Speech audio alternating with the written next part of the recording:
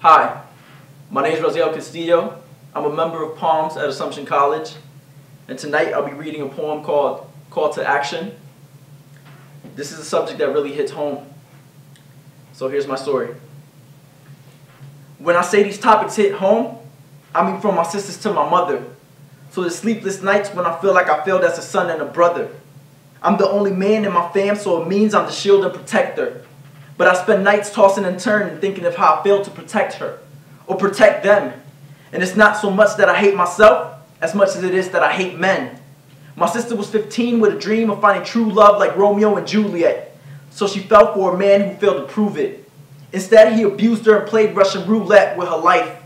But she kept the pain bottled in, because even if she explained, no one would understand what it was like.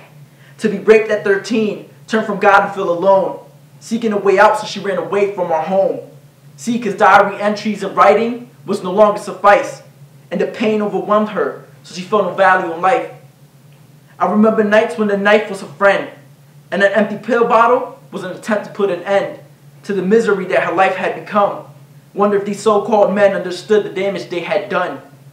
They diminished the temple that is her body, so godly, but oddly, they made her feel more mortal than her original sin, reducing her self-worth from within. Stripping her from the inside out, breaking her down until the only remaining thing was doubt. And my older sister has a similar story. She is broken, only bits and pieces of the woman she used to be. See, to her, makeup used to be an option, a simple way to highlight her features and her beauty. But lately, it served as a way to cover up her bruises and scars, a way to avoid the oohs and the ahs.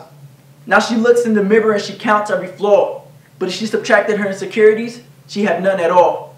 It's just that the man that she fell for is an addict who dropped the needle and picked up the habit of abusing her, emotionally, mentally, and physically bruising her to the point that even smiling is painful. So you can imagine my mother's pain, much like myself taking the blame. Once a victim, now watching her daughters go through the same sexual abuse and domestic violence. But enough is enough. It's time to break the silence, stop this sickening trend, and declare war on these so-called men. See, their genetic makeup says they are male. But from the eyes of real men, we say they have failed to live up to said expectation. Therefore, we pledge to stand up against sexual assault and domestic violence against women in this nation and others across. Because we swear to you, now all hope is lost. See, I come from a home of battered women. And I learned that working together is the only way we're winning this battle. We will speak up and fight through speech and action, because women, we have heard your cries and we share your passion. We pledge to use our palms to wipe your tears, hold comfort and support you.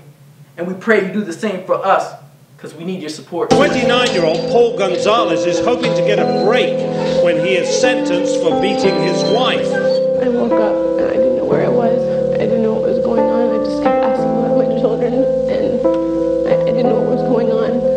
I had just been too hard. Now Catherine Scott sits in court and watches.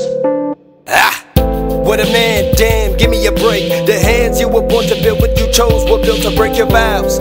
You chose to break. No love. That's understandable, my man, yeah, that's okay. But yeah. Handle the tangible, handle the one you swore you keep safe. You played the animal cannibal, try to run, she to prey. Stop, hit the brakes. You went and did your damage, now you praying for a break. God, what's wrong? What's wrong with the world today? How dare you weaken the weaker, born to keep you strong through your days? Have you no wrong? Have you no shame? Have you no palms? Have you no mane? Cause I think that you the main.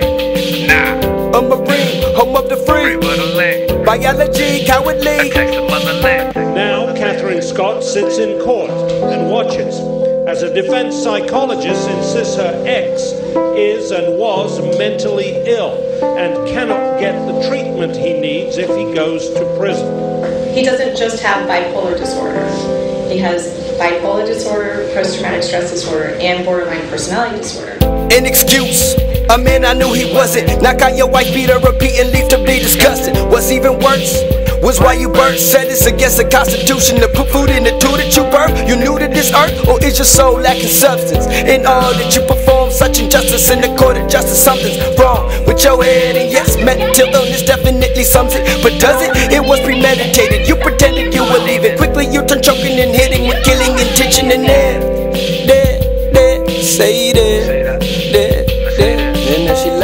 the hospital bed, still broken. Her kids asking who she is because her face is all swollen. Family members pleaded on his behalf, but his ex-wife told the judge the abuse went on for years, physical and mental, and the divorce had brought out the worst of it. He advised me that he was going to take the children and I would never see them again, and that it was his plan to make my life a living hell. You claim to abuse cause you're a sick dude, but truth is you're sick dude because you abuse. Around the world the same sound from every girl. Scared nobody care to stop the violence. Every year 1.3 million. What ladies pay, all I'm taking in is shilling. Let's make it clear, 1 in 3 women at the hands of their man's victims of killings. Damn. And ain't nobody there to stop it. You cannot excuse. It's so true. You're sorry. We'll never be there without talking. 7 out of 10 incidents get bottled in. And that's too often. That I can't deny that it was me, April 15th, who took these 2 hands and put them on my former wife. And I know she said that she wouldn't accept any apology.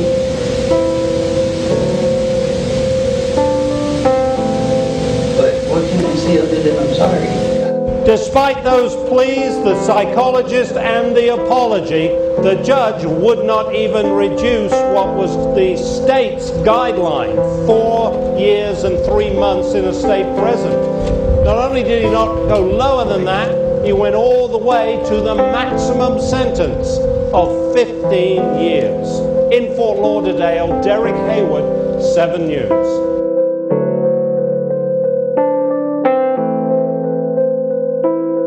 Stop violence against women.